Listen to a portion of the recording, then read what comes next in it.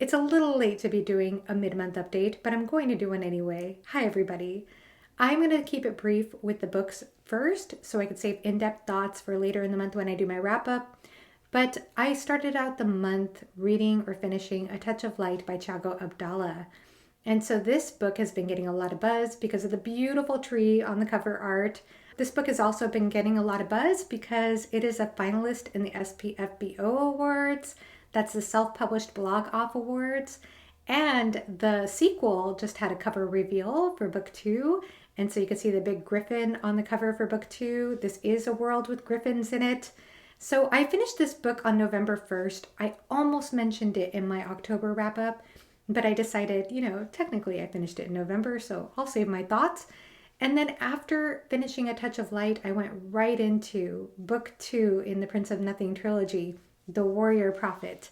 And so I started this trilogy last month with The Darkness That Comes Before and had a discussion over on Philip Chase's channel with Philip, Raph Blue Taxt, and Jimmy from the Fantasy Network. And that thumbnail just made me laugh so hard because it just reminded me of Mr. Rogers, if you ever watched Mr. Rogers with that blue castle and the puppets. And we look very puppet-like in that thumbnail. I don't know if that was intentional on Philip's part, probably. But anyway, I loved it.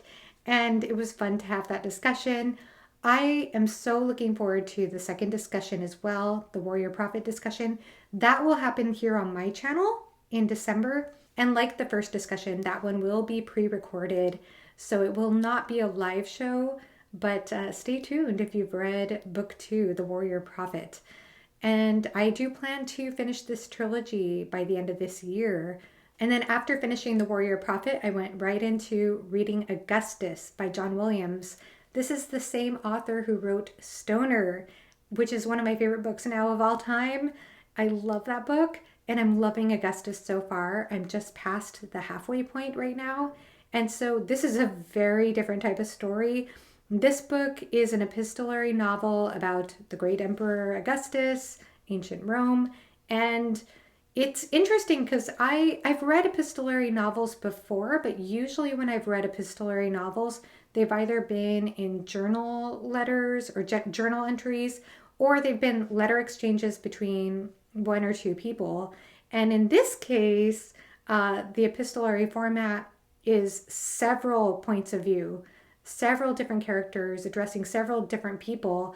So you're getting a variety of perspectives on a lot of different characters and different things that are happening around those characters.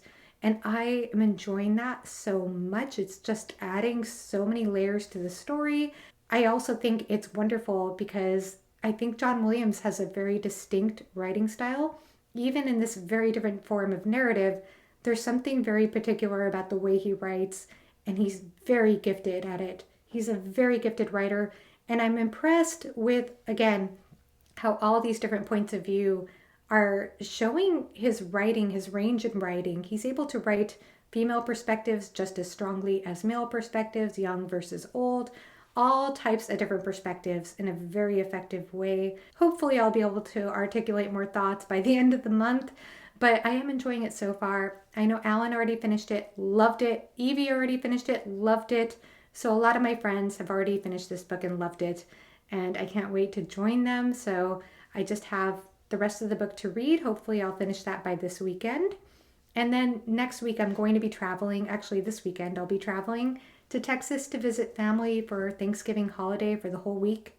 So I might slow down on videos. I might get one pre-recorded. We will see. But I do have some wonderful discussions to mention. In addition to the Prince of Nothing one I just discussed, I had a wonderful A Song of Ice and Fire announcement video that went out on my channel earlier this month. That was a live chat with the co-hosts of A Song of Ice and Fire 2023 read-along/reread along. And joining me, Joanna Sousa, whose idea it was to have this read-along in the first place, actually. And she's such a fan. She even has tattoos, A Song of Ice and Fire tattoos on her, dragon tattoos on her. And Yolene from Yolene Reads, another mega fan. And Alex from Tall Guy Reads. He's read the 5 books a number of times, I believe. And Scott, the bald booktuber. And Scott has said that A Song of Ice and Fire is his favorite series of all time. He's read it numerous times as well. And so I am so excited that these 4 other lovely booktubers are joining me for this. And so we did discuss the schedule and our plan moving forward for the read along. So if you want to hear details, please check out that video or feel free to ask me questions. But I'm really excited about it, and I'm excited that you're excited, because every time I mention this A Song of Ice and Fire read along or reread along, I hear more and more people saying, I'm going to join. So that makes my day. And I cannot wait. I cannot wait to revisit these 5 books. I've only read them once. This will be my first reread. So very excited to share thoughts. And aside from that, I had a wonderful discussion this last weekend here on my channel on the book Sons of Darkness by Gaurav Mohanty. And that was with Philip Chase, Gaurav Mohanty, and with Anita Gada and Angie the Bookaholic. And so that was a very wonderful discussion. I do have a spoiler-free review of this book on my channel, but that discussion is also spoiler-free for the first 50 minutes or so. And I do have banners on the screen so you could see when we are spoiler-free and then when we go into spoilers. But what was so special to me was, one, of course, getting to hear more from Gaurav Mohanty about his book and the influences, the A Song of Ice and Fire influences, by the way, and the Mahabharata influences. But it was also very humbling for me because out of everybody in that discussion, I'm the only one who's never been to India. I'm the only one who has not read the Mahabharata. And everyone was so gracious and so kind. And I'm just very touched by how gracious everybody was, considering my ignorance. And so it was just a wonderful discussion. I felt very comfortable with that group. And so thank you to everyone. Thank you to Gaurav Mohanty, Philip Chase, Anita Gada, and Angie the Bookaholic. And then additionally, I had Why Read episode 4 this week. And that was with Mike from Mike's Book Reviews, Josh from Red Fury Books, and Jake Bishop. And so here's the thing. We were going to have Sarah from Sarah Reads join us. Unfortunately, circumstances made it so we're going to have to postpone her coming on to Why Read, but she will definitely be on a future episode. Have no doubt about that. I love Sarah and can't wait to have her on my channel again. It was wonderful to have Mike back, and it was also very kind of Josh to fill in. I did ask him at the last second. He and I happened to be chatting anyway. And I enjoy Josh's content so much. He adds so much value to the conversation on all the books he reads, and he reads across a wide variety of genres. He's somebody I respect and admire greatly, so I was so glad to have him on the channel. And so it was wonderful to have that opportunity to talk with him, to talk with Mike, of course, and Jake Bishop.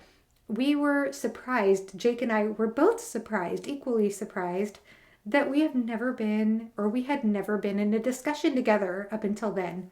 And it just doesn't even make sense because both of us feel like we've been good friends for the last couple of years.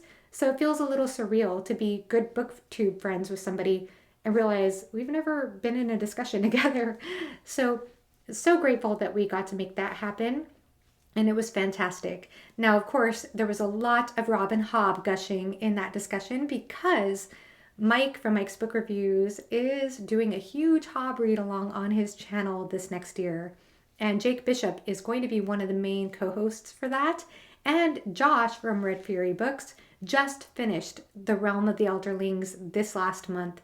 So, of course, we had to gush about Hobb. And I'm probably going to have major FOMO in 2023 over all the Hobb content. But of course, we also talked about A Song of Ice and Fire and did a fair amount of Stephen King gushing since Josh and Mike are huge Stephen King fans. Jake, not so much yet, but we'll see.